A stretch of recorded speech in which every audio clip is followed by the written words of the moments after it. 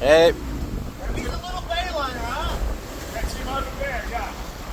Morning, this is Stephen from Catamaran Guru. I'm on our Ocean Class 50 Catana Catamaran. We're making passage from Fort Lauderdale to Annapolis. I have my two crew with me. I have Bob, who is a long-time friend and fellow sailor, and I have Steele, who's our RYA sailing instructor in our sailing school that we have in Fort Lauderdale. So the three of us are the crew for this passage.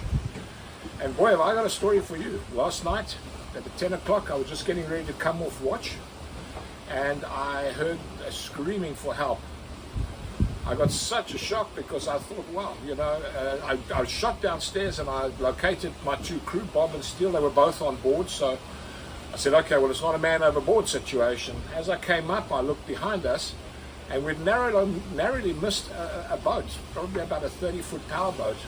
And the guy had switched on a flashlight and was flashing the flashlight at me. I didn't see, there were no lights when we passed him. So we thought, wow, he's in distress. So what we did is we rolled the jib, and we did a tack. We were doing 20 degrees, so we came back at 200 degrees, a reciprocal course. But it wasn't really necessary because we had full visual on him by now. He'd switched on all the lights on his boat.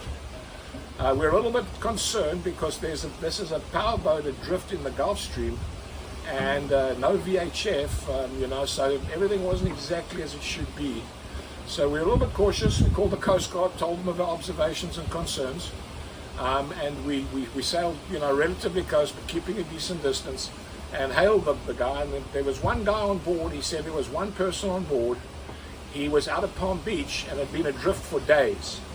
Now, in the Gulf Stream, in the time that we were there, we drifted probably 5 to 7 miles just in the Gulf Stream. So our position from when we found him to when the Coast Guard finally arrived was about 7 miles.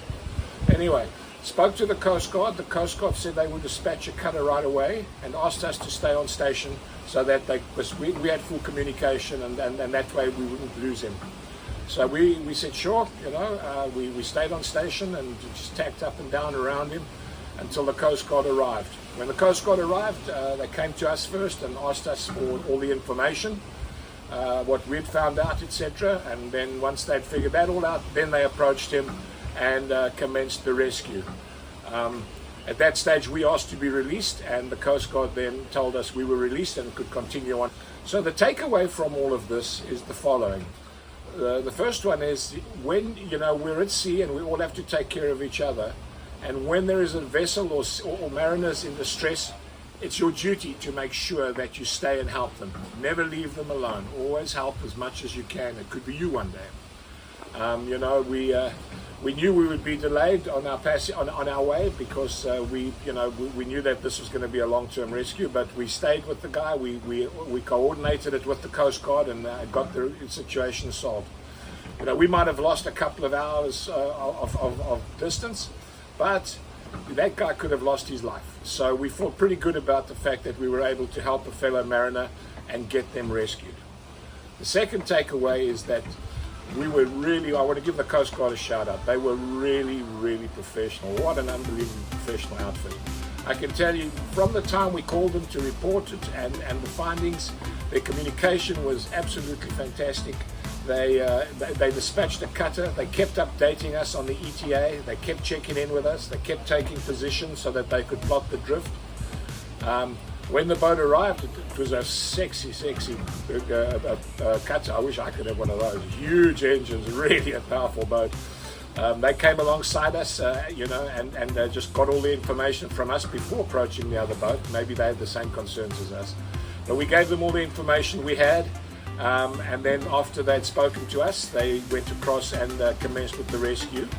At this stage, they checked with headquarters, and headquarters said we could be released from station and we could continue on our way, which we did.